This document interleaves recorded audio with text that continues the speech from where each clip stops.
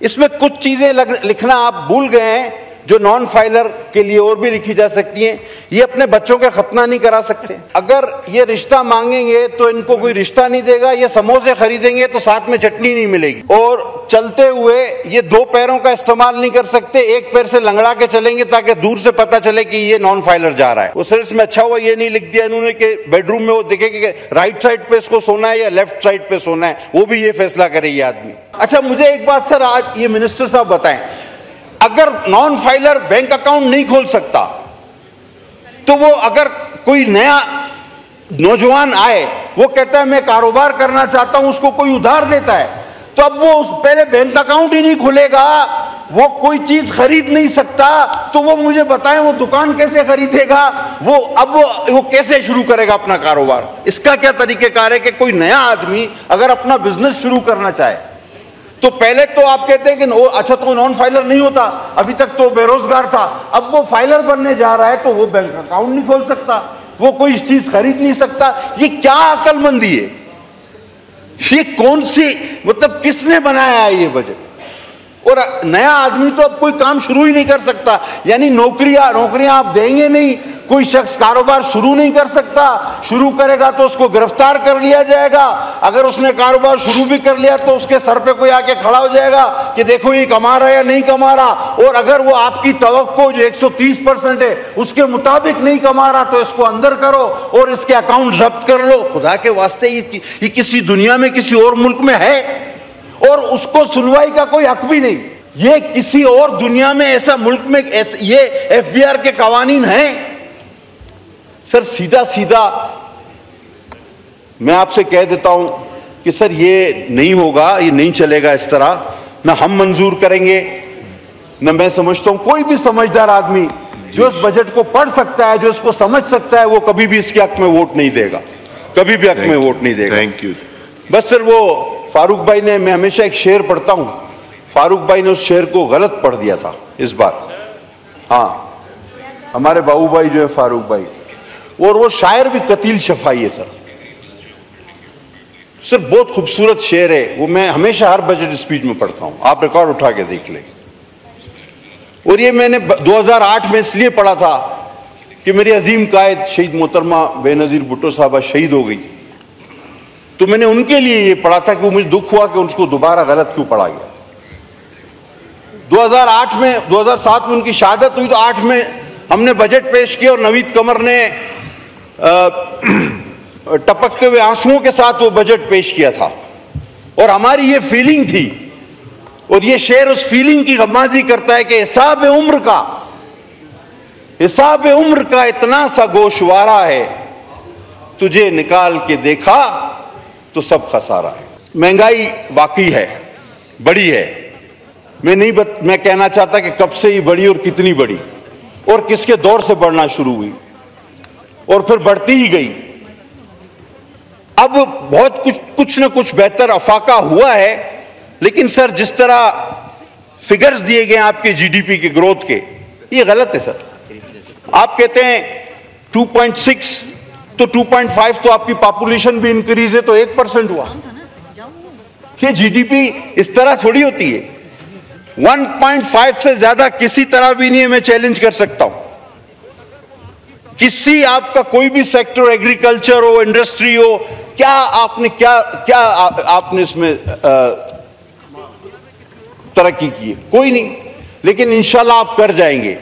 और अगर तरक्की करनी है तो खुदा के लिए इस कस्टम को, इस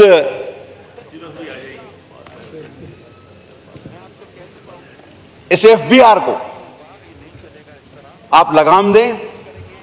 ये गिरफ्तारी, ये आपके कारोबार की जगह, आपके घर, आपके मकान, आपकी दुकान में इनकी तायनाती को रोकें।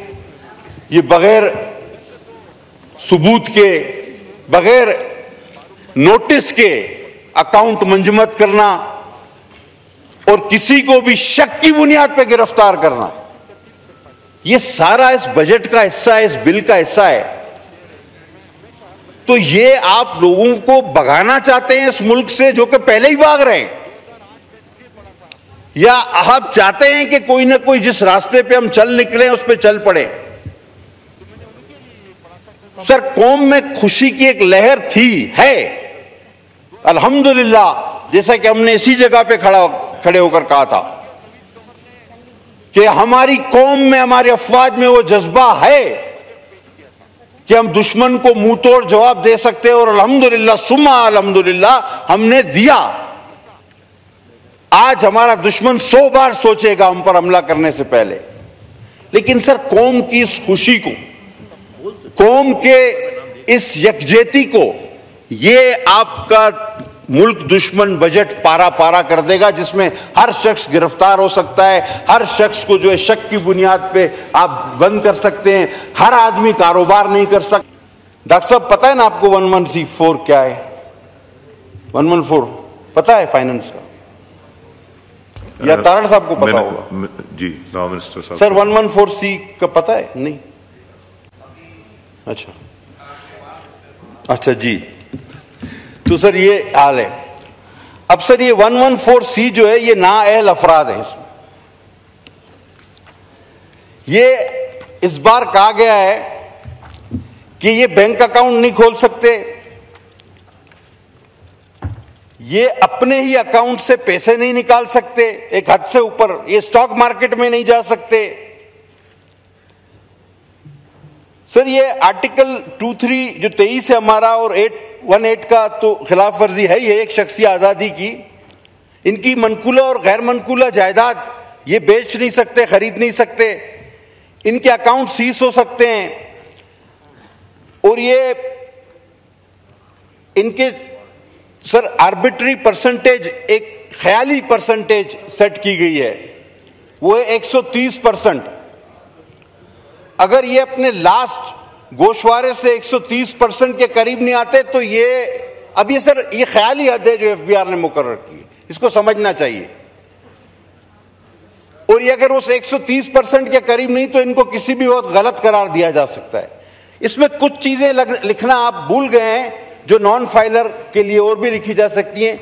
ये अपने बच्चों के खतना नहीं करा सकते, और अगर ये रिश्ता मांगेंगे तो इनको कोई रिश्ता नहीं देगा, ये समोसे खरीदेंगे तो साथ में चटनी नहीं मिलेगी, और चलते हुए ये 2 पैरों का इस्तेमाल नहीं कर सकते, एक पैर से लंगड़ा के चलेंगे ताकि दूर से पता चले कि ये नॉन फाइलर जा रहा है। तो सर ये तमाम चीजें जो है ये मैंने आइन के वो आर्टिकल भी बताए जिसके ये खिलाफ है। अब आगे चलें सर, ये 138 और 140 टैक्स की वसूली, अब ये टैक्स की वसूली कम और बत्तागिरी ज्यादा है सर। मेरे ख्याल में रिकॉर्ड टूटने वाला है आप लोगों का। ये कुछ मखसूस हालात में, जिस तरह हमारे साथ कराची में होता था, नोटिस दिए बगैर ही अकाउंट्स मंजमद और रकम निकाल लेगी एफबीआर, यानी नोटिस नहीं देगी, अकाउंट्स मंजमद कर देगी और रकम निकाल देगी। सर ये 104 आपका आर्टिकल है मुनसिफाना ट्रायल का कॉन्स्टिट्यूशन में, ये उसकी शदीद खिलाफ वर्जी है सर। ये कारोबारी अफराद को टोटल एफबीआर के रहमो करम पर करता है। सर ये एफबीआर को क्या आप कोई जल्लाद बनाने जा रहे हैं? नैब से तो चले, ये भी बात हो चुकी, मैं रिपीट नहीं करूंगा। मतलब मुझे समझ में नहीं आ रहा कि ये हुकूमत को किसने मशवरा दिया है। मुझे यकीन है कि इस हुकूमत में इतने काबिल लोग हैं, मेरे बड़े भाई तारड़ साहब की तरह, कि वो ये नहीं कर सकते थे। ये बाबुओं ने कुछ इनको लिख के दिया और उन्होंने पढ़े बगैर ही हमारे सामने इसको रख दिया है। अगर ये इसको पढ़ते तो मैं नहीं समझता कि वो ये बातें यहां लाते। अब सर इनलैंड रेवेन्यू ऑफिसर की तैनाती को दे दे, ये 175C है सर इनका, 175C। ये कहते हैं किसी भी कारोबारी मकाम पर एक शख्स को एफबीआर जाके खड़ा कर देगा कि देखो ये कारोबार से किस तरह नफा नुकसान हो रहा है। यानी आपके ऑफिस में भी वो आपके सर पे खड़ा हुआ होगा, आपकी फैक्ट्री में भी आप वो तैनात कर सकते हैं, आपकी दुकान पर भी लाके उसको एक कुर्सी दे के बिठा सकते हैं। वो सर इसमें अच्छा हुआ ये नहीं लिख दिया इन्होंने कि बेडरूम में वो देखेगा कि राइट साइड पे इसको सोना है या लेफ्ट साइड पे सोना है, वो भी ये फैसला करे ये आदमी। ये अच्छा हुआ ये इनसे रह गया। यानी कि अब इनकम टैक्स का एक ऑफिसर, पहले आपको उसके पास पेश होना पड़ेगा और आपको बताना पड़ेगा कि मैं क्या चीज खरीदने के काबिल हूं और मैं क्यों काबिल हूं, मैंने ये पैसे कहां से लाए, कैसे आए। और अब मैं सर खरीद ले तो उसके बाद तो टैक्स वो हमेशा देता ही है, लेकिन अब पहले आपको बताना होगा कि मैं फलां चीज खरीदना चाहता हूं, अब वो उस पर मुनस्सर है, वो कहे कि भाई तुम नहीं खरीदो। यानी हक के कारोबार भी मशरूत कर दिया गया है इनकम टैक्स के ऑफिसरों से कि वो अब आपको बताएंगे कि आप क्या खरीद सकते हैं, क्या बेच सकते हैं, क्यों खरीद रहे हैं, क्या खरीद रहे हैं। अब ये कोई अक्लमंदी वाली चीजें हैं?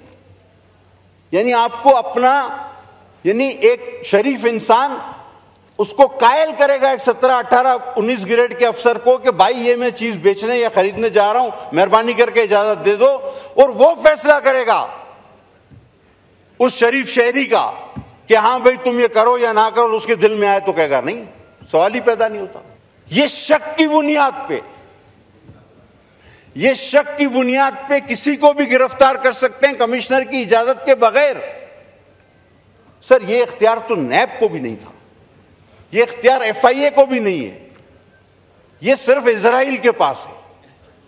ये इख्तियार अल्लाह ने सिर्फ इजराइल को दिया और अब इन्होंने FBR को दे रही है कि बगैर नोटिस के इजराइल अल्लाह ताला के हुक्म पर जब चाहे किसी की जान ले सकता है। ये इजराइल के बाद ये इख्तियार सिर्फ इनकम टैक्स को दिया जा रहा है।